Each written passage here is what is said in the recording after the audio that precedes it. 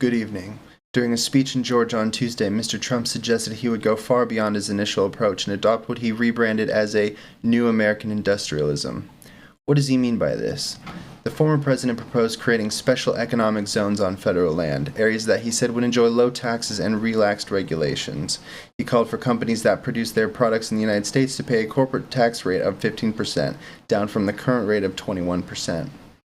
Trump's policies enacted in 2017 aimed to bolster foreign investment by making America's corporate tax rate more competitive with other countries, but the tariffs that he imposed on imports from China have led to greater investment in Mexico, as companies have invested there to circumvent the levies and gain access to the U.S. market.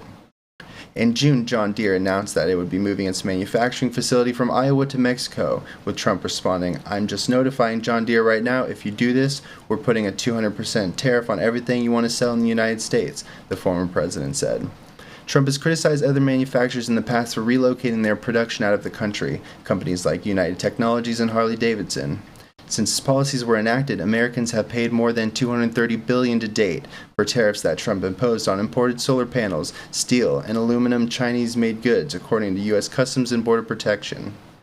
The years that followed saw a decrease in exports and a surplus in agricultural products, which resulted in the bailouts to the tune of $28 billion, double that of the 2009 auto industry bailouts, to farmers who were impacted by the tariffs set by the former president. A study from St. Louis Federal Reserve provides more evidence that tariffs played a role in job losses, showing states more exposed to U.S. tariffs on imports from China experienced lower increases or even decreases in employment and output between 2018 and 2019. If companies don't want to pay tariffs, build in the USA. Otherwise, let's make our country richer than ever before. Economists describe the assertions made by Trump as false, with the Associated Press writing, "Almost all economists say the former president is wrong.